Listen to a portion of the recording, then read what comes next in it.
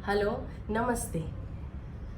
हम सबको पता है कि हियरिंग टेस्ट करवाना चाहिए, कानों की जांच करवानी चाहिए, लेकिन कब करवानी चाहिए ये क्या आपको पता है?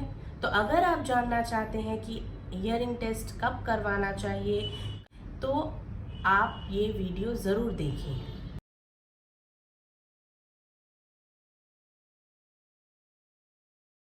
अगर बचपन में 3 महीने 6 महीने जब भी आपने टेस्ट करवाया है, अगर हियरिंग लॉस नहीं है तो भी बच्चों को बाद में हियरिंग लॉस हो सकता है स्कूल एज में। स्कूल एज में क्या होता है, कई कई बार टीचर्स कंप्लेन करती हैं कि ये डिक्टेशन ठीक से नहीं ले रहा है, ये ठीक से ध्यान नहीं दे रहा है।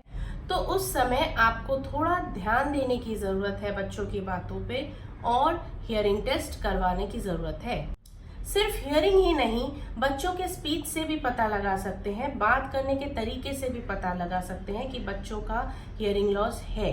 बच्चे अगर उसके हम उम्र बच्चों के स्पीच से अगर उनका स्पीच थोड़ा डिफरेंट है, सोचिए कि बच्चा 6 साल का है, 7 साल का है, पर बात कर रहा है 2-3 साल के बच्चों की तरह, जैसे तुतला के बात करते हैं, तो हमें ध्यान देने की ज़रूरत है। अगर बच्चे का स्पीच प्रोडक्शन ठीक टाइम पे नहीं है, आपका बेटा भी 4 साल है लेकिन बोल 4 साल की तरह नहीं रहा है, अभी भी वर्ड लेवल पे है या फ्रेज लेवल पे है, तो आपको ध्यान देने की ज़रूरत है और उसे हियरिंग टेस्ट करवाने की ज़रूरत है।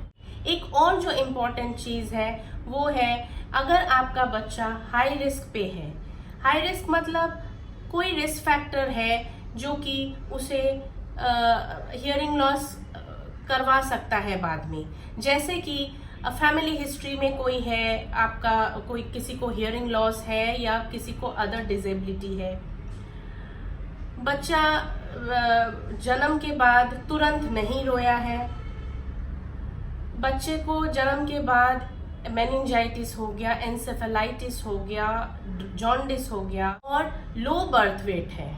कुछ एंटीबायोटिक्स जो है ऑटोटॉक्सिक होते हैं, कानों को नुकसान पहुंचाते हैं, जैसे कि जेंटामाइसिन, कैनामाइसिन, नियोमाइसिन। आप अगर डॉक्टर से पूछ के एक डोज लेते हो, 1 हफ्ता, 3 दिन, 5 दिन, ठीक है, लेकिन अगर आपका प्रोलॉन्ग चलता रहा, 1 महीना 1.5 महीना, कुछ बीमारियां ऐसी हैं जो कि देनी पड़ती हैं, अगर ऐसा है तो हियरिंग टेस्ट जरूर करवाएं बच्चे का।